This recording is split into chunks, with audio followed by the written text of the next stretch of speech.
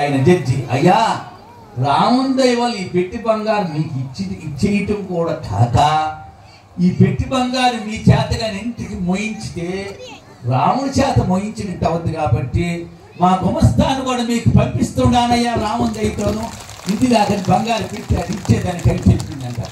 చెప్పి తీర్మానం చేసి జడ్జిమెంట్ ఏం చేసిందంటే, అయ్యా ఈ బంగారు పెట్టి నిండా ఉంది, సంవత్సరానికి ఇంతని అమ్ముకొని నీ ఖర్చులు తీసుకో, భోజనానికి శుద్ధంగా పెట్టుకో, నువ్వు ఎక్కడ ఏం పని చేయొద్దు, నువ్వు చీరలు నెయ్యొద్దు, కూలికి బావద్దు, పని చేయొద్దు, ఈ బంగారు అమ్ముకోవటము సంవత్సరానికి సరిపోయినంత లక్షణంగా ఇంట్లో జరుపుకోవటం, రోజు 4 రోజులకు పోయి రాముడి గురించి ప్రచారం చేయమని చెప్పి జడ్జిమెంట్ ఇచ్చేదట. ఆయన రోజు 4 రోజులకు పోయి రాముడి గురించి రామభజన చేయండి, రామనామం చెప్పుకోండి, రాముడి గురించి అనుకోండి, సున్నా లేచినా నిద్రపోయేటప్పుడు కూడా రామరామ అని అనుకోండి.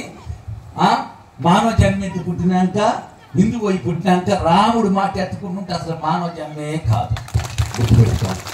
రాముడు ఎందుకు రాముడికి అంత ప్రాధాన్యత? రాముడు సాధారణంగా ఆయన చాటుకు పోయి ఇప్పుడు సాధారణంగా 1,85,00,000 సంవత్సరాలు అయిందంటే ఇప్పుడు రాముడు సాక్షి